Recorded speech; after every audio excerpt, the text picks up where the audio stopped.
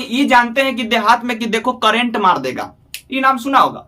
Current मार देगा, तार को मत छूना, करंट मार देगा। अरे भाई तरवा में क्या है कि करंट मार देगा? तरवा में कुछ है, कुछ तो दिखाई नहीं देता है, बट छूला पर हालत खराब कर देता है। यानी कि छूला पर जानता है क्या होता है? तिल मिला देता है धर के, देहाती में बोलते हैं तिल मिलाना, ठीक है। तो विद्युत धारा इलेक्ट्रिक करंट होता क्या चीज है? तो तार में जो फ्लो होता है ना, उसको थोड़ा सा समझना।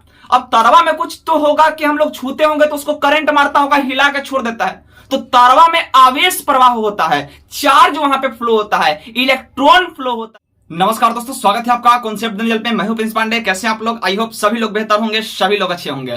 तो आज हम 10th के एक नए सीरीज यानी कि फिजिक्स की क्लास आज से स्टार्ट करेंगे। सबसे पहले हम लोग सिलेबस देखेंगे और जो भी 10th क्लास के स्टूडेंट होंगे, यदि आप नए हैं तो चैनल को सब्सक्राइब जरूर कीजिएगा, अपने दोस्तों के पास भी शेयर कीजिएगा, क्योंकि विदाउट एनी कॉस्ट आपको एक जबरदस्त कंटेंट मिलेगा। आप बिलीव करो, फिजिक्स को फोड़ डालना है अच्छी तरीके से। पढ़ना कैसे है? अभी देखो, पहले क्या किया ये ज्यादा इंपॉर्टेंट नहीं है। अब ये 3 महीना जो है आपका, अक्टूबर तो खत्म हो गया, नवंबर, दिसंबर, जनवरी, ये सबसे ज्यादा इंपॉर्टेंट है। इसको अच्छे से यूटिलाइज करोगे ना तो बेहतर रिजल्ट आएगा। कैसे पढ़ना है, कैसे कॉपी लिखना है, सारी चीज आपको बताऊंगा। बस आप लोग अपने भाई को सपोर्ट करो, बड़े भाई को सपोर्ट करो अपना, और थोड़ा सा चैनल को सब्सक्राइब करते जाना, अपने दोस्त के लोग के पास भी शेयर करते जाना, ताकि मेरा भी एनर्जी बरकरार रहे। देखो, सिलेबस की बात करें तो आप लोगों को ज्यादा सिलेबस यहां पढ़ना है नहीं, और ये सिलेबस बहुत छोटा सा सिलेबस है, तुरंत खत्म हो जाएगा। बट हम अप टू लेवल थोड़ा सा लेके जाएंगे, ताकि ऑब्जेक्टिव कहीं से पूछे तो फोड़ डालिए यार, एकदम फोड़ डालना है, ठीक है। फिजिक्स का एक भी क्वेश्चन को नहीं छोड़ना है। पहला जो आपका यहाँ पे है, प्रकाश का परावर्तन है। प्रकाश का परावर्तन, इसमें हम लोग लाइट के बारे में पढ़ेंगे। लाइट में बहुत सारे चीज पढ़ेंगे। लाइट का जो वेग होता है, वेलोसिटी होता है, फिर उसमें अपवर्तनांक पढ़ेंगे, फिर और बहुत सारे चीज पढ़ेंगे इसमें, ठीक है। दर्पण पढ़ेंगे, लेंस पढ़ेंगे, सारे चीज पढ़ेंगे। मानव नेत्र तथा रंग बिरंगा संसार है, ये सेकंड चैप्टर है आपका। तीसरा है आपका विद्युत धारा इलेक्ट्रिक करंट, जो कि बहुत इंपॉर्टेंट चैप्टर है। यहां से आपका ऑब्जेक्टिव क्वेश्चन आता ही आता है, और ज्यादा क्वेश्चन यहीं से आते हैं, ठीक है। और देखते हैं यहाँ पे विद्युत धारा के चुंबकीय प्रभाव, magnetic effect of electric current. यहाँ पे एक और यहाँ पे सब्जेक्ट है, आपका टॉपिक है ऊर्जा का स्रोत है। यहाँ पे हमारा पर्यावरण, आवर इन्वायरमेंट, एंड यहाँ पे आपका नेक्स्ट है प्राकृतिक संसाधनों का प्रबंधन। तो जो भी 10th क्लास के बच्चे हैं वो वीडियो के अंत तक बने रहें, और आज से ही स्टार्ट कर रहा हूं, बहुत जल्दी ही आपका फिजिक्स का सिलेबस खत्म कर दिया जाएगा। चैनल पे नए हैं तो चैनल को सब्सक्राइब जरूर कीजिएगा, ठीक है। अब देखेंगे यहाँ पे हम लोग आज स्टार्ट क्या करने वाले हैं मेरे भाई। तो आज हम लोग स्टार्ट करेंगे एक नए सिरे से। विद्युत धारा को हम लोग बहुत ही अच्छे तरीके से स्टार्ट करेंगे। और बस वीडियो को देखो, ज्यादा देर पढ़ने के लिए हम नहीं बोल रहे हैं, बस एक बार लेक्चर देखो आप। ज्यादा देरी का लेक्चर भी नहीं रहेगा, लगभग आधा घंटा 40 मिनट का लेक्चर रहेगा, वो देखो। फेयर नहीं करना, फेयर मत करो, बस लेक्चर के देखो, आपका पूरा कंटेंट जितना होगा माइंड में फिट हो जाएगा, ये मेरा गारंटी है। बस आप देखो, समझाना मेरा गारंटी है, मैं समझाऊंगा कैसे समझना है, अप टू लेवल जाना है, एक भी ऑब्जेक्टिव नहीं क्वेश्चन छूटेगा। बस आप बिलीव करो, जरूर फोड़ डालना है, फिजिक्स को बहुत अच्छे तरीके से फोड़ डालेंगे, ठीक है। अब हम लोग देखेंगे नेक्स्ट जो आपका यहाँ पे है, विद्युत धारा को हम लोग स्टार्ट करेंगे। विद्युत धारा होता क्या चीज है? सबसे पहले तो देखो, कोई भी टॉपिक पढ़ो और 10th क्लास में हो, अभी तो बहुत स्टेज में हो, अभी छोटे स्टेज में हो, आगे स्टेज में और आगे जाओगे, 12th करोगे, 11th करोगे, 12th करोगे, उसके बाद और आगे जाओगे, इंजीनियरिंग क्षेत्र में, मेडिकल क्षेत्र में और आगे, तो और बहुत सारे चीज आपको मिलेंगे। बट अभी देखो, कोई लोग बोलता है कि ये चीज इतना जाएगा, कैसे जाएगा? अरे भाई, पहला स्टेज इसका 10th क्लास है, 10th अच्छे से करना है। पहले ऊपर ज्यादा मत ध्यान दो, पहले यहां दो कि हाँ इसमें अच्छा करना है, फिर अगला गोल सेट करना। देखो, गोल और एक होता है एम, ये दोनों में काफी डिफरेंस होते हैं। एक होता है गोल, एक होता है एम। एम रखो कि कुछ बड़ा करना है, बट गोल अभी टारगेट रखो कि 10th में अच्छा करना है, ये थोड़ा सा ध्यान में रखना। अब हम लोग स्टार्ट करेंगे मेरे भाई विद्युत धारा इलेक्ट्रिक करंट को। विद्युत धारा, आखिर ये विद्युत धारा होता क्या चीज है? हम लोग ये जानते हैं कि देहात में कि देखो करंट मार देगा, ये नाम सुना होगा। करंट मार देगा, तार को मत छूना, करंट मार देगा। अरे भाई तरवा में क्या है कि करंट मार देगा? तरवा में कुछ है, कुछ तो दिखाई नहीं देता है, बट छूला पर हालत खराब कर देता है। यानी कि छूला पर जानता है क्या होता है? तिल मिला देता है धर के, देहाती में बोलते हैं तिल मिलाना, ठीक है। तो विद्युत धारा इलेक्ट्रिक करंट होता क्या चीज है? तो तार में जो फ्लो होता है ना, उसको थोड़ा सा समझना। अब तरवा में कुछ तो होगा कि हम लोग छूते होंगे तो उसको करंट मारता होगा, हिला के छोड़ देता है। तो तरवा में आवेश प्रवाह होता है, चार्ज वहां पे फ्लो होता है, इलेक्ट्रॉन फ्लो होता है, उसी कारण से हमको करंट मारता है। फिर से समझना है, तार में क्या फ्लो होता है? आवेश फ्लो होता है, चार्ज फ्लो होता है। आवेश को ही इंग्लिश में चार्ज बोलते हैं। वही में इलेक्ट्रॉन फ्लो होता है। उसी कारण से ही हमको करंट मारता है और करंट लगता है और झनझना देता है धर के। देखो कितना खतरनाक चीज है। आवेश फ्लो हो रहा है, पतो नहीं चल रहा है कि फ्लो हो रहा है, धर के तिल मिला भी दे रहा है। तो अच्छा से इसको ध्यान से पढ़ना है, ना तो करंट मार देगा फिजिक्सों में। आप फिजिक्स को अच्छे से पढ़ा भी जाता है, नहीं तो करंट मारे देरी नहीं लगेगा, अल्लाह के बाद तुरंत मार देता है। ठीक है, विद्युत धारा, इलेक्ट्रिक करंट। इलेक्ट्रिक करंट से पहले हम लोग देखेंगे आवेश को। विद्युत धारा होता क्या चीज है? What is electric current? तो अभी बताया कि क्या चीज प्रवाह होता है? आवेश प्रवाह होता है। तो आवेश प्रवाह की दर को विद्युत धारा कहते हैं। हम लोग आगे देखेंगे इसको डिफिनेशन को। पहले थोड़ा सा इनिशियल पॉइंट से धरते हैं कि एकदम स्टेज से कि कहां से आया यह चीज। तो आवेश, सबसे पहले ये आवेश क्या चीज होता है मेरे भाई? आवेश होता क्या चीज है? जब हम कोई वस्तु को घर्षण कराते हैं तो उसमें आवेश उत्पन्न होता है। इसको हम लोग मार्कर को घर्षण कराएं तो इसमें आवेश उत्पन्न होता है। अब बच्चा में बड़ी चीज किया होगा, यहां से क्या किया होगा कि कलम जो होगा आपका पेन यहां रगड़ा होगा और छोटा कागज के टुकड़ा से सटाया होगा, उठ जाता होगा। तो वही चार्ज वहां पे आ जा रहा है, आवेश आ रहा है। अब जिसमें पॉजिटिव होगा, जिसमें नेगेटिव होगा, ये सारे चीजें, जिसमें पॉजिटिव होगा वो नेगेटिव को ले लेगा यहां पे, यानी कि वो अपना यूटिलाइज कर लेता है। ठीक है, अब देखो यहां पे आवेश क्या चीज होता है? तो आवेश जो होता है किसी पदार्थ का वह गुण होता है जिससे विद्युतीय क्षेत्र या चुंबकीय क्षेत्र का अनुभव होता है। अब बोलेगा बच्चा लोग कि भाई आप फिर से एक बार रिपीट कीजिए। जरूर रिपीट करूंगा। आवेश क्या होता है? आवेश किसी पदार्थ का वह गुण होता है। आवेश लिखते जाना आप लोग, मैं इतना लिखूंगा नहीं, ठीक है, क्योंकि बहुत ज्यादा टाइम लगेगा। आवेश किसी पदार्थ का वह गुण होता है जिससे किसी पदार्थ में विद्युतीय क्षेत्र या चुंबकीय क्षेत्र का अनुभव होता है, या चुंबकीय क्षेत्र का अनुभव होता है, वही आवेश कहलाता है। आवेश समझ में आ गया? जब हम किसी वस्तु को घर्षण करेंगे तो उसमें आवेश उत्पन्न होगा। आवेश दो प्रकार के होते हैं। आवेश कितने प्रकार के होते हैं? दो प्रकार के होते हैं। ये सब चीज पॉइंट आपको लिखते जाना है, लिखूंगा नहीं इतना। आवेश दो प्रकार के होते हैं। पहला मेरे भाई क्या होता है? पहला जो आपका होता है वो धन आवेश होता है, धन आवेश होता है। और दूसरा जो होता है वो ऋण आवेश होता है। दूसरा क्या होता है? ऋण आवेश होता है। एक होता है पॉजिटिव चार्ज, एक होता है नेगेटिव चार्ज। अब पॉजिटिव और नेगेटिव दोनों को ध्यान से समझना है। पॉजिटिव नेगेटिव जो है ना बड़ा खतरनाक होता है, यही तो हिला के छोड़ देता है। थोड़ा सा समझना है इसको। ये धन आवेश होता है, ये ऋण आवेश होता है। आवेश की प्रवाह के दर को ही विद्युत धारा बोलते हैं। तो आवेश दो प्रकार का होता है। आवेश को मेरे भाई Q से सूचित किया जाता है और Q बराबर IT होता है। ये ध्यान में रखना, Q बराबर IT होता है और Q बराबर प्लस माइनस NE भी होता है। यह भी ध्यान में रखना, Q बराबर प्लस माइनस NE होता है। अब थोड़ा सा हम लोग देखेंगे कि आवेश जब दो प्रकार का हुआ, एक धन आवेश हुआ, एक ऋण आवेश हुआ। अब यहां से देखेंगे कि आवेश का मात्रक क्या होता है। तो आवेश का मात्रक जो होता है वो कूलॉम्ब होता है। ये सब ऑब्जेक्टिव ध्यान में रखना। आवेश का एसआई मात्रक कूलॉम्ब होता है, इसको C से हम लोग सूचित करते हैं कूलॉम्ब को। आवेश का एसआई मात्रक कूलॉम्ब होता है। और यहां से थोड़ा सा डीप लेके जाऊं, थोड़ा सा डीप लेके जाता हूं, ध्यान से समझना। आवेश दो प्रकार के होता है, यहां तक क्लियर हो गया। आवेश का जो सीजीएस मात्रक होता है, आवेश का मात्रक क्या हुआ? कूलॉम्ब हुआ। आवेश का एसआई मात्रक कूलॉम्ब हुआ। आवेश का जो सीजीएस मात्रक होता है वो दो प्रकार के होता है। एक होता है ESU, एक होता है EMU होता है। ये थोड़ा सा डीप चल गया, ये थोड़ा सा डीप चल गया। अब ESU क्या होता है, EMU क्या होता है? ESU का मतलब मेरे भाई इलेक्ट्रोस्टैटिक यूनिट होता है, इलेक्ट्रोस्टैटिक यूनिट होता है। और EMU का मतलब होता है इलेक्ट्रोमैग्नेटिक यूनिट होता है। अब ESU और EMU electromagnetic unit, electrostatic unit. अब इसमें देखेंगे थोड़ा सा कि ESU जो होता है, ESU को हम लोग स्टैट कूलॉम्ब हम लोग बोलते हैं, SC से हम लोग बोलते हैं। और EMU को मापते हैं हम लोग एब्सोल्यूट कूलॉम्ब में, हम लोग यहाँ पे मेजर करते हैं। अब देखो थोड़ा सा कि इसमें रिलेशन होता है। इसमें एक एब्सोल्यूट कूलॉम्ब बराबर 10 कूलम्ब बराबर होता है 3 गुना 10 का पावर 10 स्टैट कूलम्ब। ये इसके बीच में रिलेशन होता है मेरे भाई, ये इसके बीच में रिलेशन होता है। अब यहां से देखो 10th क्लास वाले आप यहीं तक ही ध्यान रखना, ज्यादा भीतर घुसे की जरूरत नहीं है। यहां से यदि क्वेश्चन आपका पूछेगा, सबसे पहला चीज हमने पढ़ाया क्या चीज आपको, हमने दिया आवेश का गुण, आवेश का हम लोग ज्ञान दिया, आवेश का हमने ज्ञान दिया। आवेश क्या चीज होता है? आवेश किसी पदार्थ का वह गुण होता है जिससे विद्युतीय क्षेत्र या चुंबकीय क्षेत्र का अनुभव होता है। आवेश दो प्रकार के होते हैं, आवेश दो प्रकार के कौन कौन से होते हैं? धन आवेश होता है, एक ऋण आवेश होता है। अब यहां से हमने पढ़ा कि आवेश का ऐसा मात्रक क्या होता है, तो कूलम होता है। सारे ऑब्जेक्टिव क्वेश्चन है, ये सारे ऑब्जेक्टिव क्वेश्चन टच करेगा एग्जाम में, एकदम ध्यान से पढ़ना इसको और वीडियो के अंत तक बने रहना। तो आवेश का ऐसा मात्रक पढ़ा। आवेश का सीधीएस मात्रक जो होता है वो दो प्रकार का होता है, एक होता है ईएसयू, एक होता है ईएमयू, इलेक्ट्रोस्टैटिक यूनिट और इलेक्ट्रोमैग्नेटिक यूनिट होता है। इलेक्ट्रोस्टैटिक यूनिट में हम लोग स्टैट कूलम हम लोग लिखते हैं, यहाँ पे हम लोग एब्सोल्यूट कूलम के मेजर के टर्म में लिखते हैं।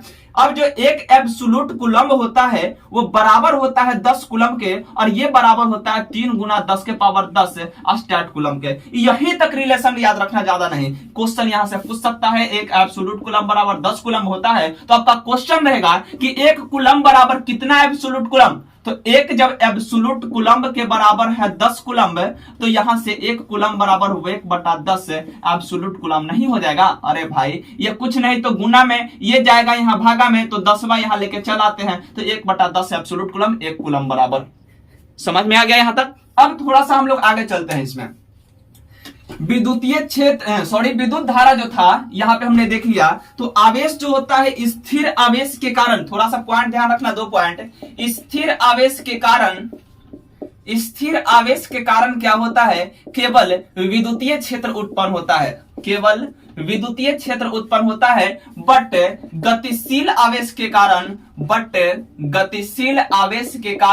लेकिन गतिशील आवेश के कारण विद्युतीय क्षेत्र और चुंबकीय क्षेत्र दोनों उत्पन्न होता है, विद्युतीय क्षेत्र और चुंबकीय क्षेत्र दोनों उत्पन्न होता है। ये ऑब्जेक्टिव क्वेश्चन यहां से आ सकते हैं कि स्थिर आवेश के कारण उत्पन्न होता है। ऑप्शन नंबर ए विद्युतीय क्षेत्र, ऑप्शन नंबर बी चुंबकीय क्षेत्र, ऑप्शन नंबर सी दोनों, ऑप्शन नंबर डी इनमें से कोई नहीं। और क्वेश्चन क्या आ सकता है कि गतिशील आवेश के कारण निम्नलिखित में से किस क्षेत्र का उत्पन्न होता है? विद्युतीय क्षेत्र, चुंबकीय क्षेत्र दोनों, इनमें से कोई नहीं। तो ऐसे क्वेश्चन आपको आएंगे, ठीक है। यहां से हमने बता दिया स्थिर आवेश के कारण विद्युतीय क्षेत्र, गतिशील आवेश के कारण विद्युतीय क्षेत्र एवं चुंबकीय क्षेत्र दोनों उत्पन्न होता है। अब हम लोग थोड़ा सा आगे हम लोग इसमें बढ़ेंगे और देखेंगे हम लोग इलेक्ट्रॉन पर आवेश। हमने देखा Q बराबर एक फार्मूला हमने आपको बताया, उस पे से रिलेटेड थोड़ा सा हम लोग यहां पे देख लेते हैं। Q बराबर बताया प्लस माइनस एन ही होता है। यहीं से एक कॉन्सेप्ट आपका निकल करके और आएगा कि आवेश क्वांटीकृत होता है। ऑब्जेक्टिव क्वेश्चन मिल सकते हैं यहां से। देखो थोड़ा सा लेवल को बढ़ा रहा हूं मैं। आवेश क्या होता है? आवेश क्वांटीकृत होता है। आवेश क्या होता है?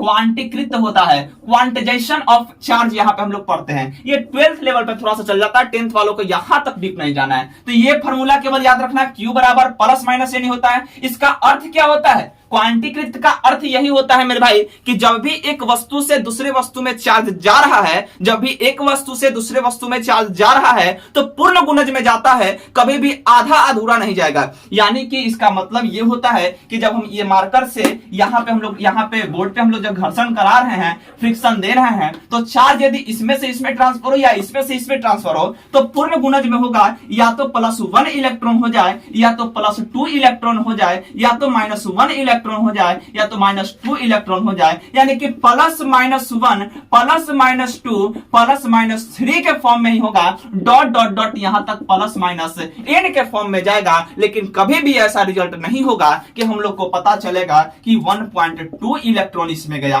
कभी भी ऐसा नहीं होगा। ऑब्जेक्टिव क्वेश्चन यहां से पूछ सकता है कि आवेश एक वस्तु से दूसरे वस्तु में जाता है, पूर्ण गुणज रूप में जाता है। यहां पे दे देगा कि 1 इलेक्ट्रॉन, यहां पे 2 इलेक्ट्रॉन, यहां पे 3 इलेक्ट्रॉन, यहां पे 4 इलेक्ट्रॉन, यहां पे एक ऑप्शन दे देगा 1.2 इलेक्ट्रॉन। तो ये गलत है यहां पे, ठीक है। तो ऐसे ऐसे क्वेश्चन आपको देना। कॉन्सेप्ट ले लो, मेन कॉन्सेप्ट लो कि आवेश पूर्ण गुणज के रूप में जाता है। आवेश कभी भी आधा अधूरा नहीं जाएगा, 1.2 1.3 ये रूप में नहीं जाएगा। थोड़ा सा और हम लोग इसमें देखेंगे कि क्वेश्चन आपका दे देगा कि एक वस्तु, जैसे इसको हम लोग घर्षण करा रहे हैं, तो बोलेगा कि एक मार्कर को एक बोर्ड पे फ्रिक्शन किया जा रहा है, घिसा जा रहा है, तो मार्कर में यदि 8 कूलम्ब का आवेश है और इसमें यदि -2 कूलम्ब का आवेश है, तो दोनों में कितना आवेश गया है, ठीक है, ट्रांसफर कितना कितना हुआ। तो 8 इसमें है, -2 इसमें है, तो सबसे पहले तो इसको पेयर करेगा, तो 8 में से 2 यहां पे तो चल जाएगा इसको मैनेज करने के फिर में। अरे भाई जैसे कि ये 8 गो है, देखना थोड़ा सा, इधर से खींच रहा है 8 आदमी, इधर से खींच रहा है 2 आदमी, तो खिंचाएगा करने सबसे पहले देखना, सबसे पहले यहां पे देखना, ये 8 है, ये -2 है, -2 है, ये 8 है, 8 को से इधर खींच रहा है, ये बेचारा -2 से इधर खींचा रहा है। संतुलन में कब आएगा, जब इसको हम लोग 6 यहाँ पे 2 आगे इसको दे देगा तब ना, तो बचेगा कितना 6, यहाँ पे भी 3, यहाँ पे भी 3, तब ना इक्वल हुआ। 8 में से 2 को तो मैनेज करने में चल जाएगा, बचेगा 6 गो में से आधा आधा डिस्ट्रीब्यूट कर देना। तो ये सारे कॉन्सेप्ट देखना, थोड़ा सा ऑब्जेक्टिव क्वेश्चन घुमा करके मिल सकता है, क्योंकि 10th क्लास का जो अब बोर्ड है क्वेश्चन जो आता है थोड़ा सा क्वेश्चन लेवल में आने लगा है, ठीक है, उसको थोड़ा सा ध्यान से देखना और पढ़ना। तो लेवल में क्वेश्चन आए लेवल का या ना आए, लेवल में पढ़ना है आपको, ताकि जो अच्छे क्वेश्चन भी रहेंगे वो भी आपसे बनेंगे, जो छोटे क्वेश्चन भी रहेंगे वो भी आपसे अच्छे तरीके से बनेंगे। अब हम लोग देख लेते हैं यहाँ पे कि इलेक्ट्रॉन पर आवेश, थोड़ा सा कुछ टर्म देख लेते हैं जो कि ऑब्जेक्टिव आपको ऐसे ही मिलेंगे। इलेक्ट्रॉन पर जो आपका आवेश होता है, इलेक्ट्रॉन पर आवेश वो कितना होता है, 1.6 इंटू 10⁻⁻19 कूलम्ब होता है। बट इलेक्ट्रॉन जो होता है नेगेटिव नेचर का होता है, यानी कि ऋणात्मक नेचर का ये आवेश होता है, इसलिए यहाँ पे माइनस लग जाता है, ये ध्यान रखिएगा आप लोग। अगला क्वेश्चन यहाँ पे है, सॉरी अगला जो यहाँ पे कॉन्सेप्ट है प्रोटॉन, प्रोटॉन पर आवेश, और इसका खोज कौन कौन किया था आप लोग केमिस्ट्री में पढ़े होंगे। प्रोटॉन पे आवेश कितना हो जाएगा, तो +1.6 इंटू 10⁻⁻19 कूलम्ब। इसी में हम लोग देखेंगे इलेक्ट्रॉन पर द्रव्यमान, इलेक्ट्रॉन पर द्रव्यमान कितना होता है, इलेक्ट्रॉन पर द्रव्यमान कितना होता है, तो 9.1 इंटू 10⁻31 kg होता है। ये सारा चीज ध्यान रखिएगा। प्रोटॉन पे द्रव्यमान कितना होता है, प्रोटॉन पे द्रव्यमान कितना होता है मेरे भाई, वो बता दो, 1.67 इंटू 10⁻27 kg होता है। ये सारे चीज आप लोग ध्यान में रखिएगा, ठीक है। अब हम लोग थोड़ा सा आगे बढ़ते हैं, यहां से अब हम लोग विद्युत धारा में थोड़ा सा इन करते हैं यहाँ पे, ठीक है, यहां से थोड़ा सा हम लोग यहाँ पे इन करते हैं। यदि अभी तक भी चैनल को सब्सक्राइब नहीं किया तो चैनल को सब्सक्राइब कर लेना और थोड़ा सा वीडियो को शेयर भी करना अपने दोस्तों के पास, ठीक है। अब थोड़ा सा हम लोग देख लेते हैं आवेश के गुण, आवेश के थोड़ा सा गुण हम लोग देखते हैं। आवेश का गुण पढ़ ही रहे तो थोड़ा सा डीप से पढ़ो। आवेश के गुण, ये आवेश के कुछ ना कुछ प्रॉपर्टीज होते हैं। आवेश जो होता है, सबसे पहले देखा कि आवेश है क्या चीज, आवेश 2 प्रकार के होते हैं, सीजीएस एसआई दोनों मात्रा देख लिया। अब आवेश के गुण में देखेंगे कि आवेश जो होता है, समान आवेश में जो मेरे भाई होता है, थोड़ा सा इसको ध्यान से समझना, समान आवेश में ऑब्जेक्टिव क्वेश्चन मिलेंगे, समान आवेश में प्रतिकर्षण होता है, या इसी को विकर्षण बोलते हैं, विकर्षण होता है। और असमान आवेश में, असमान आवेश में आकर्षण होता है, आकर्षण होता है। अब इस पॉइंट को थोड़ा सा हम लोग ध्यान से समझेंगे। समान बोल दिया, हम लोग 2 चार्ज जानते हैं, एक होता है पॉजिटिव होता है, एक होता है नेगेटिव होता है। यहां से कॉन्सेप्ट ठीक करना, थोड़ा सा 10th वाले स्टूडेंट अच्छे से कॉन्सेप्ट क्लियर करना है, ठीक है। अब देखेंगे यहां पे कि ये प्लस है, एक माइनस है, और हम ले लेते हैं यहां पे एक प्लस हो गया, एक प्लस हो गया, एक माइनस हो गया, एक प्लस हो गया, एक माइनस हो गया, एक माइनस हो गया। जैसे ही प्लस और माइनस देखता है, डिफरेंट चीज देखता है, दोनों बोलता है कि आप वो लव कर लेते हैं। थोड़ा सा ध्यान से समझना, जैसे ही प्लस माइनस देखता है, दोनों क्या करता है, लव कर लेता है, प्यार कर लेता है। अब प्यार कब होता है मेरे भाई, जब थोड़ा सा यहाँ पे आकर्षण हो। थोड़ा सा समझना इसको अलग पॉइंट ऑफ व्यू से नहीं लेना, इसको अच्छे से थोड़ा सा देखना है, और थोड़ा सा माइंड को, जब माइंड लेके मत चल जाना दूसरी जगह, ठीक है, यहीं पे माइंड को रखना, वीडियो पे थोड़ा सा। अब देखते हैं थोड़ा सा कि यहाँ पे दोनों में प्यार हुआ, यानी कि आकर्षण हो गया दोनों में। तो यही है, जैसे ही असमान आवेश देखेगा, डिफरेंट नेचर का यहाँ पे चार्ज है, तो दोनों आपस में क्या करेगा, चिपक जाएगा। दोनों आपस में क्या करेगा मेरे भाई, यहाँ पे दोनों चिपक जाएगा। ये ध्यान रखना है केवल, बस। अब डिफरेंट देखेगा तो क्या होगा, इहो प्लस है, इहो प्लस है, तो दोनों दूर भागेगा। इहो कहेगा कि इधर जाओ, इधर, इहो कहेगा इधर जाओ। अब एक चीज और ध्यान देना कि विद्युत धारा जो होता है वो प्लस से माइनस की ओर जाता है। वो बहुत जबरदस्त ऑब्जेक्टिव क्वेश्चन, विद्युत धारा प्लस से माइनस की ओर जाता है पर इलेक्ट्रॉन नेगेटिव से पॉजिटिव की ओर जाता है, ये ध्यान रखना थोड़ा सा, ठीक है। बहुत इंपॉर्टेंट ऑब्जेक्टिव क्वेश्चन ये दो। यहाँ पे विद्युत धारा कहां से, विद्युत धारा जो है आपका वो कहां से कहां तक, प्लस से माइनस की ओर जाएगा। यदि यहाँ पे पॉजिटिव है, यहाँ पे नेगेटिव है, तो यहां से यहां जो फ्लो हो रहा है ये विद्युत धारा फ्लो हो रहा है। यदि नेगेटिव से पॉजिटिव फ्लो होगा तो ये इलेक्ट्रॉन फ्लो होगा, ये थोड़ा सा ध्यान में रखिएगा। अब हम लोग देखते हैं कि नेगेटिव पॉजिटिव जैसे ही डिफरेंट है, नेगेटिव है पॉजिटिव है, दोनों में क्या होगा, दोनों में आकर्षण होगा। क्या होगा, आकर्षण होगा। यदि नेगेटिव नेगेटिव होगा तो क्या होगा, विकर्षण होगा। दोनों का है कि दूर हटो, नजदीक मत आओ यार, दूर हटो, काहेला नजदीक आ रहा, दूर हटो जल्दी। और जैसे डिफरेंट नेचर है तो कहे कि नहीं पास आ जाओ, क्या करेगा, पास आ जाओ, यानी क्या अट्रैक्शन होता है। अब देखेंगे दूसरा इसमें जो आपका यहाँ पे प्रॉपर्टी हो जाता है वो होता है कि आवेश जो होता है वो क्वांटीकृत होता है। आवेश क्या होता है, आवेश जो होता है वो क्वांटीकृत होता है, क्वांटाइजेशन ऑफ चार्ज होता है। Q बराबर प्लस माइनस एनी पूर्ण गुणज होता है। यहां से क्वेश्चन भी आपका पूछ देता है, बहुत सारा क्वेश्चन कि आवेश क्वांटीकृत क्यों होता है। 12th क्लास में ऐसा क्वेश्चन पूछ भी चुका है, 10th में आप लोग नहीं पूछेगा शायद, बट याद रखना आवेश क्वांटीकृत होता है। आवेश क्वांटीकृत क्यों हम लोग बोलते हैं, क्योंकि आवेश जो होता है वो पूर्ण गुणज में जाता है, इसी कारण बोलते हैं कि आवेश क्या है, क्वांटीकृत होता है। आवेश कभी भी पॉइंट के रूप में नहीं जाता है, पूर्ण गुणज के रूप में जाता है, यानी कि यही कारण से हम लोग लिखते हैं Q बराबर प्लस माइनस एनी होता है। ये ध्यान में आ गया। तीसरा पॉइंट यहां पे देखिएगा आप लोग, आवेश ना तो उत्पन्न किया जा सकता है, आवेश को ना तो हम लोग उत्पन्न कर सकते हैं और ना ही इसे नष्ट किया जा सकता है। जितना भी पॉइंट बोल रहा हूं आप लोग अच्छे से नोट करेंगे, एक बार वीडियो को देख करके अच्छे से पॉइंट को नोट कर लेना है, नहीं तो वीडियो के देखने से ही काम चल जाएगा, ठीक है। यदि नोट करना चाहते हो तो आप लोग वहां पे ही कर सकते हो। आवेश को ना तो उत्पन्न किया जा सकता है और ना ही नष्ट किया जा सकता है, तो आखिर क्या कहा जा सकता है, इसको बस एक वस्तु से दूसरे वस्तु में स्थानांतरित किया जा सकता है। ये पॉइंट ध्यान में रखना, क्या किया जा सकता है आवेश। अब बोलेगा कि आवेश के गुण को लिखो, 4 गो गुण बोलेगा। पहला गुण हमने क्या बताया, आवेश जो होता है समान आवेश में प्रतिकर्षण और असमान आवेश में आकर्षण होता है। दूसरे बोले हम कि आवेश क्वांटीकृत होता है। तीसरा हमने क्या बोला है कि आवेश जो होता है ना तो उत्पन्न किया जा सकता है और ना ही नष्ट किया जा सकता है, बस केवल इसको क्या किया जा सकता है, एक वस्तु से दूसरे वस्तु में स्थानांतरित किया जा सकता है, या तो घर्षण करके देखें या तो कैसे भी देखें। अब इसमें 12th लेवल पे थोड़ा सा डीप में जाएंगे तो क्या बोलेगा वहां पे, प्रतिकर्षण फ्रिक्शन मेथड होता है, चालन विधि होता है, इंडक्शन मेथड होता है, प्रेरण विधि होता है, ये सारे चीज वहां पे पढ़ने के लिए मिलते हैं, ठीक है। अब हम लोग थोड़ा सा आगे बढ़ेंगे। इसमें चौथा पॉइंट जो आपका है कि आवेश जो होता है मेरे भाई वेग पर निर्भर नहीं करता है। वेग बढ़ाने पर आवेश का मान अपरिवर्तित रहता है। जबरदस्त ऑब्जेक्टिव क्वेश्चन क्या है, चौथा है ना, हाँ, आवेश वेग पर निर्भर नहीं करता है,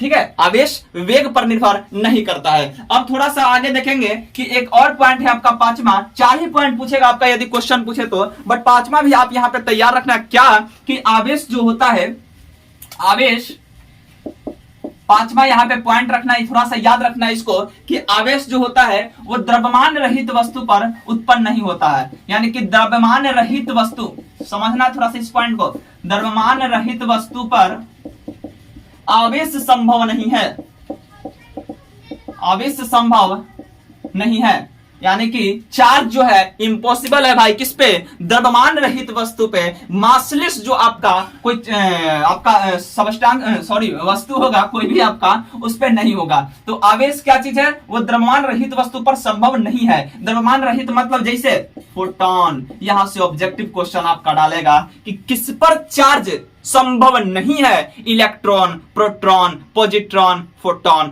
आंसर कौन, फोटोन। जबरदस्त ऑब्जेक्टिव क्वेश्चन है, इतना डीप में आपको कोई नहीं पढ़ाएगा, ठीक है, इतना डीप आपको कोई नहीं पढ़ाएगा। आगे थोड़ा सा हम लोग देखेंगे, इसी में आपका क्वेश्चन क्या आ जाएगा, एग्जाम में आ सकता है क्वेश्चन, द्रव्यमान और आवेश में अंतर लिखें।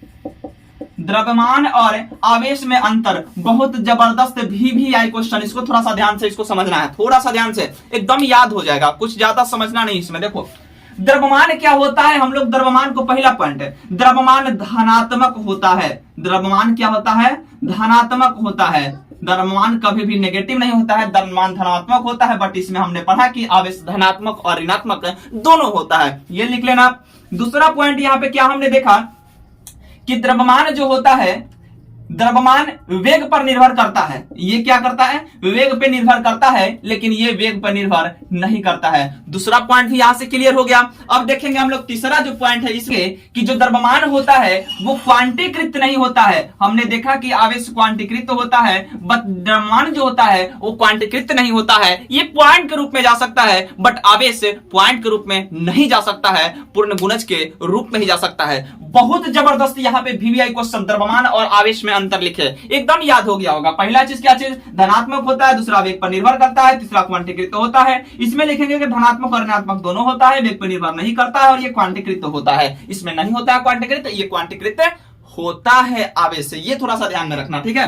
अब हम लोग थोड़ा सा आगे बढ़ेंगे और इसमें देखा जाएगा कि वेग बढ़ाने से, क्वेश्चन थोड़ा सा एक देखिएगा, क्वेश्चन को हम लोग लास्ट में कर लेंगे, ठीक है। क्वेश्चन को हम लोग लास्ट में थोड़ा सा देखेंगे, हम लोग कॉन्सेप्ट थोड़ा सा आगे बढ़ते चलते हैं, ठीक है। यहां तक हमने देख लिया, आवेश के गुण भी हमने देख लिया, सारे चीज हमने देख लिया। अब हम लोग थोड़ा सा आगे बढ़ेंगे और हम लोग बढ़ते हैं, अब विद्युत धारा पे आते हैं। आवेश के बारे में पूरा जितना एक कुंडली था वो निकाल दिए, थोड़ा सा डीप भी गए हम लोग। ESU EMU ये याद रखना है। एक एब्सोल्यूट कूलम बराबर 10 कूलम बराबर कितना होता है? 3 गुना 10 के पावर 10 क्या होता है? स्टैट कूलम होता है। अब हम लोग थोड़ा सा इसमें आगे बढ़ेंगे, क्या चीज? विद्युत धारा में थोड़ा सा हम लोग आगे बढ़ेंगे, विद्युत धारा।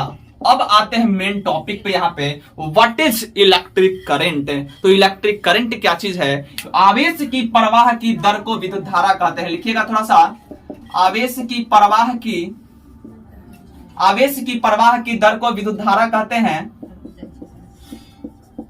आवेश की प्रवाह की दर को विद्युत धारा कहते हैं। विद्युत धारा को I से सूचित किया जाता है। I बराबर Q/T होता है। हमने ये भी जाना है Q बराबर NE होता है, तो NE/T। ये रिलेशन थोड़ा सा आप लोगों को ध्यान में रखना है। क्या? I बराबर Q/T और बराबर NE/T होता है। इस पे ऑब्जेक्टिव क्वेश्चन घूमेगा, अब बहुत जबरदस्त ऑब्जेक्टिव क्वेश्चन घूमेगा। अब यहां से बात आ गई कि विद्युत धारा जो होता है भाई मेरे, यहां पे आप देखेंगे कि विद्युत धारा क्या हो गया? विद्युत धारा बराबर आवेश बट्टा समय हो गया। हिंदी में भी थोड़ा सा लिख लेते हैं, आवेश बट्टा समय होता है। आवेश बटा समय होता है। तो आवेश की प्रवाह की दर माने समय, आवेश की प्रवाह की जो दर है वही ना विद्युत धारा है। समझ गया थोड़ा सा? आवेश की जो प्रवाह की दर है वो वही विद्युत धारा है। विद्युत धारा को I से सूचित किया जाता है। I बराबर Q/T होता है। आवेश का मात्रक क्या होता है? थोड़ा सा ध्यान से, आवेश का मात्रक कूलम्ब होता है और टाइम का जो मात्रक होता है SI वो सेकंड होता है। यानी कि यहां से हम लोग ये भी बोल सकते हैं कि जो विद्युत धारा का SI मात्रक होता है वो कूलम्ब प्रति सेकंड होता है, या इसी को एम्पियर बोला जाता है। ये ध्यान में रखना, क्या? इसी को एम्पियर बोला जाता है, या इसको कहीं कहीं कूलम्ब प्रति सेकंड भी आपको देखने के लिए मिलेगा। कहीं कहीं आपको कूलम्ब प्रति आवर भी मिल सकता है। तो ये थोड़ा सा ध्यान में रखना। ऑब्जेक्टिव क्वेश्चन बहुत ही जबरदस्त है यहां से, ठीक है। अब थोड़ा सा बात आते हैं कि विद्युत धारा का जब SI मात्रक देख लिए एम्पियर में, इसको हम लोग क्या करते हैं? हम लोग एम्पियर इसका SI मात्रक होता है, मेजर करते हैं। बट इसको मेजर किस चीज से करते हैं? यानी कि विद्युत धारा को किस चीज से मापा जाता है, किस यंत्र से मापा जाता है? तो विद्युत धारा को एमीटर से मापा जाता है। एमीटर से मापा जाता है। हम थोड़ा सा ध्यान से देखना है, सारे ऑब्जेक्टिव क्वेश्चन है। लिखना कैसे है? देखो क्या करना है तुमको, कुछ नहीं करना है। पूछेगा विद्युत धारा क्या है, तो आपको लिखना है आवेश की प्रवाह की दर को विद्युत धारा कहते हैं, और थोड़ा सा लाइन यहां से छोड़ना है। उसके बाद लिखना है आपको विद्युत धारा को I से सूचित किया जाता है। उसके बाद फॉर्मूला दे देना है I बराबर Q/T। यानी हिंदी में भी लिखना चाहते हो तो विद्युत धारा बराबर आवेश बटा समय लिख सकते हो। विद्युत धारा बराबर आवेश बटा समय लिख दिए। उसके बाद इसके नीचे क्या लिखना है कि विद्युत धारा का SI मात्रक है कूलम्ब प्रति सेकंड, या इसी को एम्पियर बोला जाता है। एम्पियर को S यहाँ पर सूचित कर लिए। विद्युत धारा को एमीटर से मापते हैं। क्या चीज से? एमीटर से मापते हैं। एक और ऑब्जेक्टिव क्वेश्चन, एमीटर का प्रतिरोध कम होता है जिससे इसे श्रेणी क्रम में जोड़ा जाता है। बहुत जबरदस्त ऑब्जेक्टिव क्वेश्चन। एमीटर का प्रतिरोध क्या होता है? इसका आगे चलेंगे प्रतिरोध हम लोग नेक्स्ट वीडियो में। प्रतिरोध क्या होता है? कम होता है, जिसके कारण क्या होता है भाई? इसको श्रेणी क्रम में जोड़ा जाता है। इसको क्या कहता है? श्रेणी क्रम में जोड़ा जाता है। अब श्रेणी क्रम में कैसे जोड़ा जाएगा? तो यहां से देखो, यही श्रेणी क्रम में इसको जोड़ा जाता है। ये एमीटर हो गया, यहां से ये हो गया और यहां से एमीटर हो गया। यही श्रेणी क्रम हो गया। श्रेणी क्रम मतलब सीधा सीधा, समांतर क्रम मतलब ऊपर नीचे, ध्यान में रखना थोड़ा सा डिफरेंट डिफरेंट है। समानांतर क्रम का मतलब यह होता है कि जब एक फेज से हम लोग लाइन काट दें तो वहां पे फ्लो हो जाए करंट के, वही समानांतर क्रम में होता है। श्रेणी क्रम का मतलब क्या होता है कि जब एक फेज के लाइन काटे ना तो इधर लाइनें नहीं जाए, इधर करंट फ्लो हो ही नहीं, उसको बोलते हैं श्रेणी क्रम। समानांतर क्रम में क्या हो जाएगा, यहीं पे अगर देखा जाए तो यहाँ पे यदि देखो एक चीज से यदि हम लोग लाइन काटेंगे ना, देखना थोड़ा सा यहाँ पे यही चीज है, एक फेज से यदि लाइन काट दिए तो ये तो यहाँ से लाइन इसमें फ्लो हो ही रहा है, इसको बोलते हैं समानांतर क्रम। थोड़ा सा ध्यान से इस चीज को समझना, आगे इसको और अच्छे से समझाऊंगा, ठीक है। तो विद्युत धारा को मीटर से मापते हैं, मीटर का प्रतिरोध कम होता है जिससे इसे श्रेणी क्रम में जोड़ा जाता है। यहां तक ध्यान अच्छे से हो गया। अब हम लोग देख लेते हैं, थोड़ा सा आगे हम लोग बढ़ते हैं, विभवांतर की बात करते हैं। क्या चीज, विभवांतर। विभवांतर, ये विभवांतर क्या चीज है, तो दो विभवों के बीच के अंतर को विभवांतर कहते हैं। दो विभवों के बीच के अंतर को विभवांतर कहते हैं। विभवांतर क्या चीज है, तो विभवांतर का ऐसा मात्रक वोल्ट होता है, थोड़ा सा ध्यान में रखना, वोल्ट होता है। विभवांतर का एसआई मात्रक क्या होता है, वोल्ट होता है, एसआई मात्रक। एकदम जो इंपॉर्टेंट है वही चीज बता रहा हूं, ज्यादा डीपली मत देखो, ज्यादा उतना चीज मत पढ़ो कि ऐबे नहीं करे, वो चीज पढ़ो जो आए, और अच्छे चीज पढ़ा रहा हूं। ऑब्जेक्टिव एक भी नहीं छूटेगा, सब्जेक्टिव भी नहीं छूटेगा। यदि अच्छा से वीडियो देखे होगे तो अच्छा लैंग्वेज में लिख सकते हो, ठीक है। तो विभवांतर का ऐसा मात्रक वोल्ट होता है। विभवांतर को वोल्टमीटर से मापते हैं हम लोग। क्या चीज से मापते हैं, वोल्टमीटर से मापते हैं। और वोल्टमीटर का प्रतिरोध जो होता है वो अधिक होता है, अधिक होता है, जिससे इसे क्या कहते हैं, समानांतर क्रम में जोड़ा जाता है, समांतर क्रम में जोड़ा जाता है। यानी वोल्टमीटर का प्रतिरोध क्या होता है मेरे भाई, इसका प्रतिरोध जो होता है वो अधिक होता है, जिससे इसे समांतर क्रम में जोड़ा जाता है। अब कैसे जोड़ा जाता है तो फिगर भी बना देना वहां पे, देखो ये यहां पे हो गया। अब यहां पे ला करके यहां पे वोल्टमीटर को यहां पे जोड़ दिया, यहां पे कनेक्ट कर दिया। ये सारे सिंबल के बारे में बताऊंगा, प्लस माइनस क्या चीज का सिंबल है, सेल है कि बैटरी है, क्या चीज है, सारे चीज बताऊंगा, वीडियो के अंत तक बने रहना, ठीक है। विभवांतर भी यहां से आपका क्लियर हो गया कि विभवांतर क्या होता है।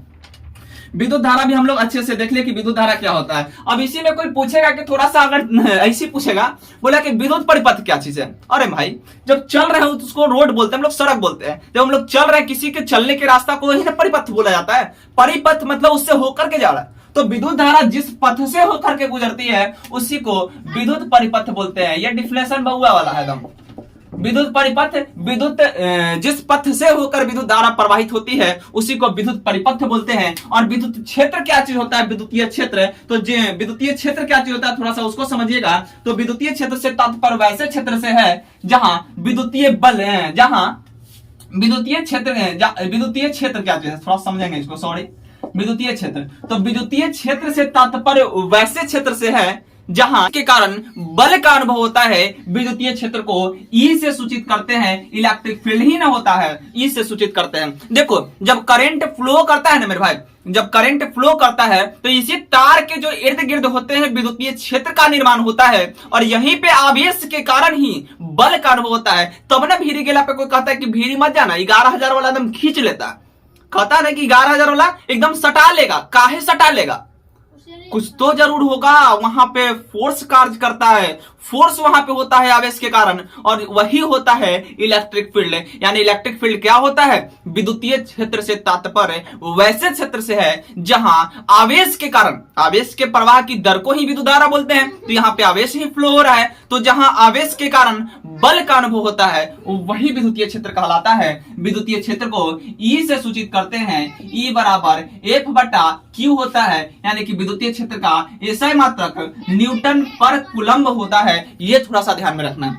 विद्युतीय क्षेत्र जो होता है एक सदिश राशि होता है, एक सदिश राशि है, ये ध्यान में रखना। भौतिक राशियां पढ़ा होगा, physical quantities, there are two types of physical quantities. एक होता है अदिश राशि, एक होता है सदिश राशि, एक होता है स्केलर क्वांटिटी, एक होता है वेक्टर क्वांटिटी। ये तो आप लोग पढ़े होंगे। वेक्टर क्वांटिटी में थोड़ा सा ध्यान रखना, जो वेक्टर है थोड़ा सा डीपली नहीं, थोड़ा सा बता देता हूं। सदिश राशि उसे बोलते हैं जिसमें दिशा भी हो और योग के लिए बीजगणितीय नियम का पालन नहीं करता हो, सदिश के नियमों का पालन करता हो, वो सदिश होता है, ठीक है। डायरेक्शन के साथ साथ मैग्नीट्यूड सब चीज हो, यानी कि यहाँ पे डायरेक्शन के साथ साथ मैग्नीट्यूड भी हो तो वहां पे सदिश होता है। अब सदिश में देखेंगे तो 4 बस आवेगा, भात खा लो, थोड़ा सा ट्रिक है इसका लिखना। 4 बस आवेगा भात खा लो। थोड़ा सा देखना, इसमें थोड़ा सा 4 गो चीज है, अभी जो 10th लेवल पे इससे ज्यादा नहीं आएगा, ध्यान से थोड़ा समझना। 4 बस का मतलब देखो, एक बच्चा था, एक अपने माता जी के साथ था, वो बोल रहा था गाड़ी के लिए थोड़ा सा लड़ रहा था कि हाँ हमको गाड़ी लेना है, मतलब रो रहा था कि गाड़ी लेना है। अब गाड़ी लेना है तो वही माँ बोल रही उसको कि 4 बस ले देंगे, पहले भात खा लो। 4 बस आ जाएगा, पहले भात खा लो। यानी कि बस, एक बस से क्या हो गया, बल हो गया। बल के बाद एक विस्थापन ले लेते हैं यहाँ पे, बल विस्थापन, वेग और बलाघूर्ण हो जाता है, बलाघूर्ण हो जाता है, बलाघूर्ण, ठीक है, बलाघूर्ण। यहाँ पे 4 चीज ध्यान रखिएगा। 4 बस का मतलब, 4 ब का मतलब बल, विस्थापन, वेग, बलाघूर्ण हो जाता है। आवेग आवेग का मतलब आवेग हो गया, और यहाँ स मतलब समवेग हो गया, याद रखना, स मतलब समवेग हो गया। अब यहाँ पे भात, तो भा से भार हो गया, और यहाँ पे त से त्वरण हो गया, और एक बाद जे आवे सब अदिश राशि। और भी आगे पढ़ना है सदिश राशि, बट इतना थोड़ा सा ध्यान रखना, इससे ज्यादा नहीं आएगा, ठीक है। तो यहाँ पे सदिश भी आपका क्लियर हो गया। अब थोड़ा सा हम लोग यहाँ पे आगे बढ़ेंगे। देखो ऑब्जेक्टिव क्वेश्चन तुरंत करवाएंगे, सारे ऑब्जेक्टिव क्वेश्चन भी आपको कराया जाएगा, टेंशन नहीं लेना है, पूरा ऑब्जेक्टिव क्वेश्चन के साथ हम लोग चलेंगे। तो यहाँ पे विभवांतर भी आपका हो गया। हम लोग देखेंगे थोड़ा सा, अगले जो वीडियो आएगा उसमें देखेंगे हम लोग प्रतिरोध के बारे में, बट अभी हम लोग चलेंगे थोड़ा सा, हम लोग इसमें और चीज देखेंगे कि ऑब्जेक्टिव के बारे में थोड़ा सा हम लोग देख लेते हैं। कुछ ऑब्जेक्टिव थोड़ा सा देखा जाए कि ऑब्जेक्टिव कैसे आएगा, कैसे ऑब्जेक्टिव को बनाना है। तो एक ऑब्जेक्टिव, थोड़ा सा फर्स्ट ऑब्जेक्टिव आप लोग लिखिएगा आप लोग कि यदि इलेक्ट्रॉन का द्रव्यमान और प्रोटॉन का द्रव्यमान, समझिएगा, यदि इलेक्ट्रॉन का द्रव्यमान me है और प्रोटॉन का द्रव्यमान यदि mp है, तो निम्नलिखित में से कौन सही है। यदि इलेक्ट्रॉन का द्रव्यमान me है, me एंड प्रोटॉन का द्रव्यमान mp है, तो निम्नलिखित में से कौन सा सही है। D none of this. थोड़ा सा ध्यान से देखिएगा इस क्वेश्चन को। हमने क्वेश्चन बोला आपको कि यदि इलेक्ट्रॉन का द्रव्यमान me हो और प्रोटॉन का द्रव्यमान mp हो, तो निम्नलिखित में से कौन सही है। हमने बताया इलेक्ट्रॉन का द्रव्यमान कितना होता है, थोड़ा सा बताइएगा, 9.1 इंटू 10⁻³ kg, और उसका कितना होता है, वो प्रोटॉन का 1.6 इंटू 10⁻27 kg होता है। अब देखो कौन बड़ा है रे भाई, अब माइनस एकरा में ज्यादा लगल है तो ये बड़का है, नहीं, सबसे छोटका है। तो यहाँ पे MP क्या है, MP यहाँ पे ग्रेटर है, MP यहाँ पे क्या चीज है, यहाँ पे ग्रेटर है MP। तो MP ग्रेटर वाला कौन है, उसको हम लोग आंसर मारेंगे, तो MP ग्रेटर, ये ऑप्शन आपका सही हो जाएगा। यहाँ पे ऐसे क्वेश्चन पूछेगा। अब इसी में क्वेश्चन क्या पूछ देगा दूसरा कि यदि इलेक्ट्रॉन का आवेश E हो और प्रोटॉन पर आवेश P हो, तो निम्नलिखित में से कौन सही है। E ग्रेटर देन P, पहला ऑब्जेक्टिव में थोड़ा सा देखिएगा, B E less than P, C E बराबर P, और D इनमें से कोई नहीं, D इनमें से कोई नहीं, नन ऑफ दिस। ध्यान से थोड़ा सा, क्वेश्चन है क्या चीज कि यदि इलेक्ट्रॉन पर आवेश E हो और प्रोटॉन पर आवेश P हो, तो निम्नलिखित में से कौन सही है। तो इलेक्ट्रॉन पर और प्रोटॉन पे आवेश क्या होता है, सेम ही होता है, आवेश सेम ही होता है, बट यहाँ पे नेगेटिव और पॉजिटिव नेचर का होता है। पॉजिटिव नेचर का जो हो गया वो प्रोटॉन हो गया, नेगेटिव नेचर का जो हो गया वो इलेक्ट्रॉन हो गया। और इस पे चार्ज कितना होता है, 1.6 इंटू 10⁻19 कूलम होता है। यहीं पे ये चीज थोड़ा सा आपको कंफ्यूजन करेगा, ठीक है, यहां से आप लोग कर सकते हैं। तो आपका आंसर कौन सा ही हो जाएगा, सी हो जाएगा। दोनों पे चार्ज समान होता है, बट नेचर थोड़ा सा यहाँ डिफरेंट होता है। प्रकृति थोड़े पूछ रहा है, प्रकृति पूछेगा तो दोनों का डिफरेंट होता है, प्रोटॉन का पॉजिटिव नेचर होता है और इलेक्ट्रॉन का नेगेटिव नेचर होता है, ठीक है। अब हम लोग देखेंगे नेक्स्ट क्वेश्चन जो आपका है कि इलेक्ट्रॉन का द्रव्यमान निम्नलिखित में से किसके बराबर होता है। नेक्स्ट क्वेश्चन, इलेक्ट्रॉन का द्रव्यमान निम्नलिखित में से किसके बराबर होता है। पहला प्रोटॉन, दूसरा ऑप्शन पॉजिट्रॉन, और तीसरा ऑप्शन दोनों, और चौथा ऑप्शन नन ऑफ दिस। थोड़ा सा इसको समझिएगा, बहुत ही और आगे चलेंगे। विद्युत धारा का भी जस्ट ऑब्जेक्टिव क्वेश्चन चलेंगे, एकदम जबरदस्त ऑब्जेक्टिव क्वेश्चन। तो वीडियो के अंदर बनिएगा, चैनल को सब्सक्राइब नहीं कर तो सब्सक्राइब भी कर लीजिएगा। तो यहाँ पे क्या हो जाएगा, पॉजिट्रॉन हो जाएगा, क्योंकि इलेक्ट्रॉन का द्रव्यमान किसके बराबर। अरे भाई पॉजिट्रॉन क्या चीज है, पॉजिटिव इलेक्ट्रॉन है, पॉजिट्रॉन पॉजिटिव इलेक्ट्रॉन है। थोड़ा सा इसको ध्यान से समझिएगा, ठीक है। अब हम लोग थोड़ा सा आगे और बढ़ेंगे इसमें। और एक चीज थोड़ा सा ऐसा परफिक्स थोड़ा सा यहाँ पे ध्यान में रखिएगा, कुछ कुछ बता दे रहा हूं। हम लोग सबसे पहले रिवीजन थोड़ा सा कर लेते हैं, क्या क्या हम लोग पढ़े। हमने पढ़ा सबसे पहले आवेश के बारे में पढ़ा। आवेश क्या चीज होता है? किसी पदार्थ का वह गुण होता है जिससे विद्युतीय क्षेत्र या चुंबकीय क्षेत्र का अनुभव होता है। आवेश दो प्रकार का होता है, एक धन आवेश होता है, एक ऋण आवेश होता है। हमने पढ़ा फिर क्या चीज की आवेश क्या चीज होता है? सीजीएस मात्रक जो होता है, ऐसा मात्रक कूलम होता है। आवेश को Q बराबर IT होता है, Q बराबर प्लस माइनस NE होता है। आवेश क्वांटीकृत होता है, यानी आवेश पूर्ण गुणज में ही जाता है एक वस्तु से दूसरे वस्तु में। फिर हमने क्या पढ़ा कि आवेश के सीजीएस मात्रक क्या होता है? दो प्रकार का होता है, एक यूएससी होता है, दूसरा EME होता है। एक होता है इलेक्ट्रोस्टैटिक यूनिट होता है, एक इलेक्ट्रोमैग्नेटिक यूनिट होता है। अब यहाँ पे एक और चीज हमने क्या चीज देखा था कि ESU को हम लोग स्टैटिक कूलम देखे थे, यहाँ पे EME को हम लोग एब्सोल्यूट कूलम देखे थे। एक रिलेशन हमने देखा था कि एक एब्सोल्यूट कूलम बराबर एक कूलम बराबर 3 × 10⁻10 स्टैट कूलम होता है। उसके बाद हमने क्या चीज देखा था? आवेश के गुण देखा था। तो आवेश के गुण में हमने क्या देखा था कि आवेश जो होता है वो आवेश क्वांटीकृत होता है। आवेश न तो उत्पन्न किया जा सकता है, ना ही नष्ट किया जा सकता है। आवेश वेग पर निर्भर नहीं किया जा सकता है। समान आवेश में प्रतिकर्षण होता है और असमान आवेश में आकर्षण होता है। उसके बाद हमने देख लिया था आवेश के और द्रव्यमान में अंतर देखा था। उसके बाद हम लोग चले थे विद्युत धारा पे। विद्युत धारा क्या चीज होता है? तो आवेश की प्रवाह की दर को विद्युत धारा कहते हैं। I बराबर Q/T होता है। I बराबर Q/T, Q बराबर प्लस माइनस NE होता है, तो I बराबर NE/T होता है। अब विद्युत धारा को किस चीज से मापते हैं?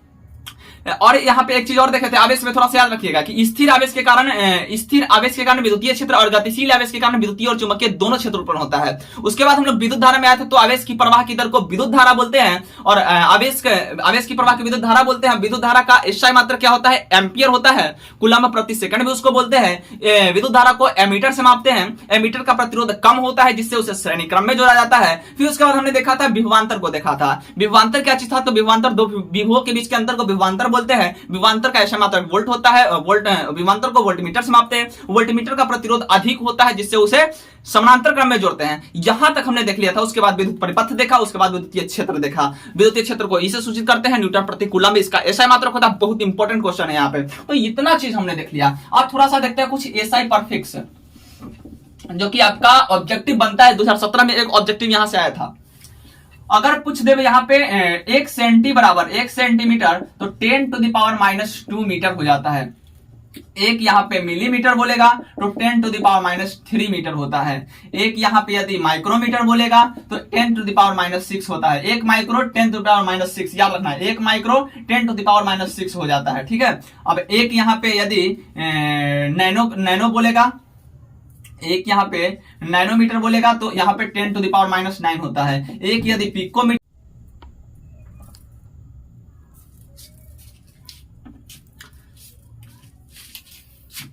तो अब हम लोग थोड़ा सा देखेंगे। एक पिकोमीटर बराबर 10⁻12 मीटर होता है। उसके बाद देखेंगे एक एंगस्ट्रम बराबर क्या होता है? 10⁻10 मीटर होता है। ये थोड़ा सा ध्यान में रखा है यहाँ पे, ठीक है। उसके बाद देखेंगे हम लोग यहाँ पे एक एंगस्ट्रम हो गया। एक फर्मी बराबर क्या होता है? 10⁻50 मीटर होता है, 15, ठीक है। उसके बाद हम लोग थोड़ा सा आगे चलते हैं। यहां से क्वेश्चन क्या दे सकता है आपका? क्वेश्चन यहां से देख सकता है, देखो कैसे, थोड़ा सा ध्यान से समझना इसको। एक एंगस्ट्रम बराबर ऑप्शन रहेगा 10⁻⁻7 मिलीमीटर। ऑप्शन बी रहेगा 10⁻⁻10 मिलीमीटर।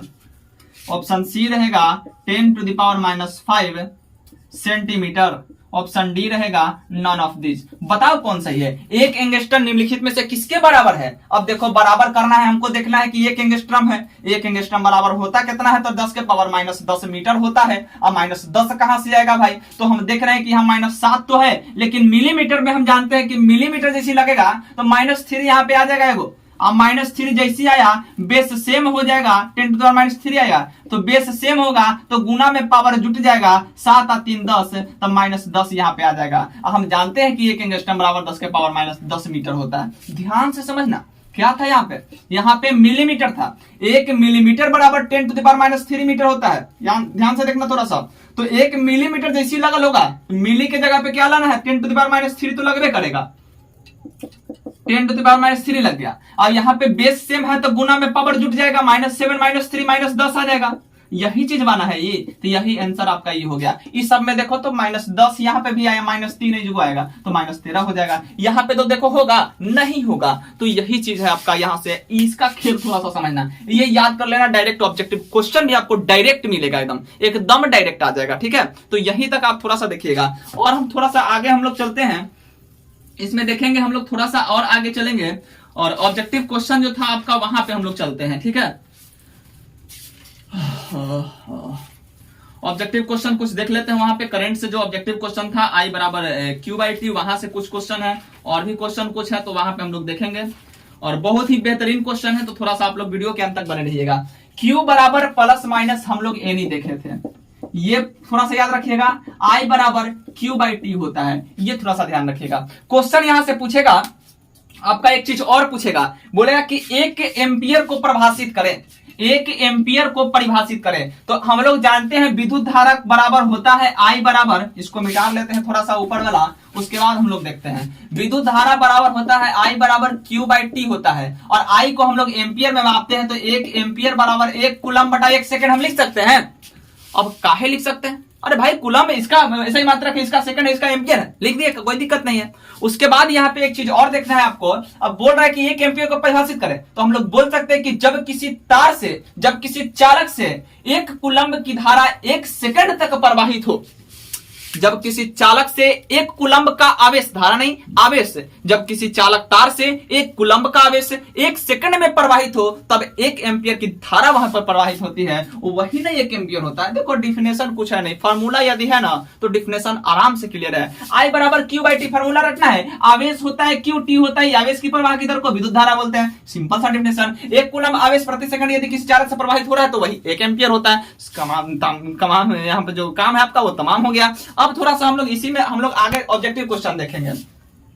बोलेगा यहाँ पे कि 10 कूलम्ब का आवेश, क्वेश्चन रहेगा कि 10 कूलम्ब का आवेश यदि 10 सेकंड तक प्रवाहित होता है, जब किसी चालक तार से 10 कूलम्ब का आवेश 10 सेकंड तक प्रवाहित होता है, तो धारा का मान, विद्युत धारा का मान क्या होगा। तो Q बराबर यहाँ पे 10 कूलम्ब, T बराबर भी यहाँ पे 10 सेकंड, तो I बराबर हम लोग जानते हैं Q/T होता है 10 कूलम्ब यहाँ पे, 10 सेकंड यहाँ पे, और कूलम्ब प्रति सेकंड, 10 से 10 खत्म, कूलम्ब प्रति सेकंड, यानी कि आ गया यही एम्पियर। 1 एम्पियर की धारा प्रवाहित हो रही है। एकदम ऑब्जेक्टिव क्वेश्चन यहां से, ठीक है। थोड़ा सा लेवल बढ़ेगा, यहाँ पे क्या चीज बोलेगा कि जब किसी चालक तार से 10 के पावर 20 इलेक्ट्रॉन प्रति सेकंड प्रवाहित हो रहा है, ध्यान से देखिएगा, जब किसी चालक तार से 10 के पावर 20 इलेक्ट्रॉन प्रति सेकंड प्रवाहित हो रहा है, तो विद्युत धारा का मान बताएं।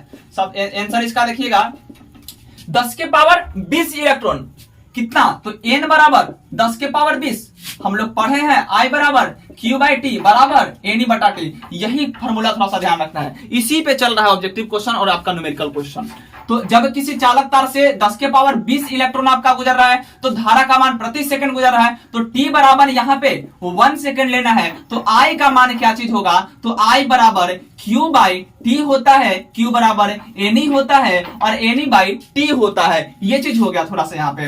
अब हम लोग जानते हैं इलेक्ट्रॉन पे चार्ज कितना होता है, तो E बराबर 1.6 इंटू 10⁻⁻19 कूलम होता है। अब यहाँ पे N का मान दिया गया है 10 के पावर 20, इलेक्ट्रॉन का मान यहाँ पे भी है 1.6 इंटू 10⁻⁻19 कूलम, और टाइम भी आपका 1 सेकंड दिया गया है। यही आपका आंसर हो जाएगा। तो नहीं बनेगा, इस प्रकार का क्वेश्चन आराम से बनेगा। अब देखो कि जब 1 सेकंड में, देखना थोड़ा सा ध्यान समझना, हम लोग बोलते हैं कि तार से कितना इलेक्ट्रॉन का झटका लग रहा है, ये थोड़ा समझना। अब कितना इलेक्ट्रॉन का झटका लग रहा है भाई, वो थोड़ा समझना है। तो देखो n का वैल्यू निकालना है हमको। अब 1 सेकंड में कितना लग रहा है, अब I का यदि 1 एम्पियर की धारा यहाँ पे हमको मिल रहा है, ठीक है, 1 एम्पियर की धारा है, और यदि 1 सेकंड में कितना, यानी कि यहाँ पे टाइम बराबर भी 1 सेकंड हो गया, और आपका पूछ रहा है इलेक्ट्रॉन का मान भी आपका यहाँ पे मालूम है 1.6 इंटू 10⁻⁻19 कूलम, तो n बराबर कितना होगा, नंबर ऑफ इलेक्ट्रॉन से भी क्वेश्चन आ सकते हैं यहाँ से।